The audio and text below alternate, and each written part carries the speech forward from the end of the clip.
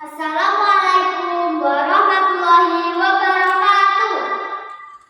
Teman-teman, tentunya kalian suka membaca dan mendengar cerita. Kali ini Akila akan bercerita tentang berbuat baik kepada orang lain dengan hati yang ikhlas. Nah, dari cerita ini, semoga teman-teman di rumah bisa menjadi anak yang baik, jujur, dan terutama suka menolong. Tapi ingat teman-teman yang baik, kalau kita menolong orang lain harus dengan hati yang ikhlas dan jangan mengharapkan imbalan. Karena Allah Subhanahu wa Ta'ala akan mengganti amal kita nanti di suatu saat yang tidak terduga. Mari teman-teman yang baik, dengarkan cerita tentang hati yang ikhlas yuk. Anak yang tulus dan ikhlas merawat orang tua.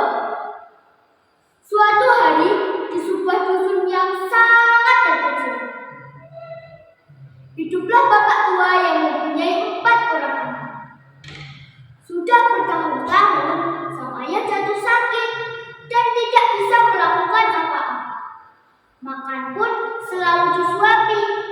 Ia hanya berbaring di ranjang saja sepanjang hari. Salah seorang dari keempat anaknya itu merawat ayahnya yang sedang terbaring sakit.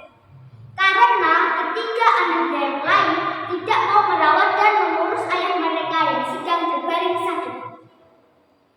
Ia tetap melakukan dengan tulus dan dengan hati yang ikhlas.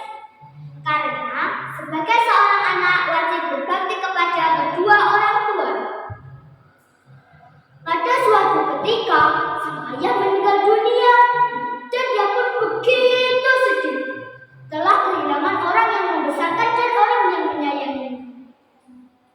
Selain kehilangan ayah yang sangat dicintainya, harta warisannya pun diambil oleh semua ketiga saudaranya yang memang bersifat serakah.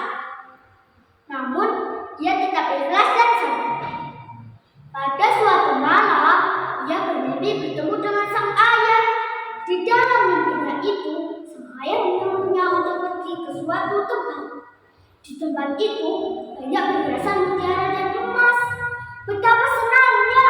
Pada pagi harinya, ia pun menceritakan mimpinya itu kepada sang istri dan langsung menyarankan agar ia mendatangi tempat itu.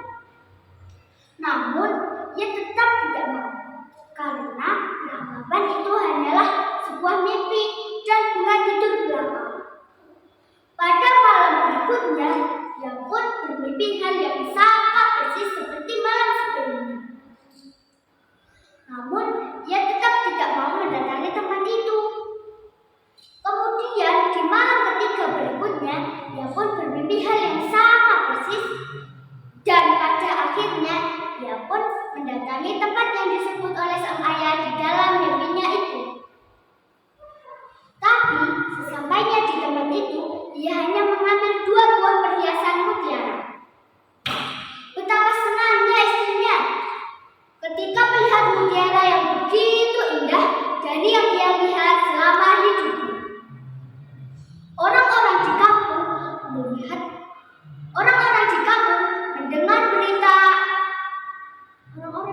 mendengar berita temuan ajaib itu dan berdatangan ingin melihat mutiara itu.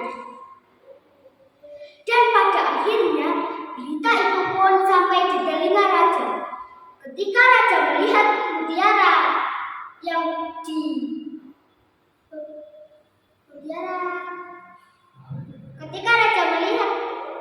yang menjadi pembicaraan di masyarakat, ia sangat terpesona akan keindahan mutiara itu.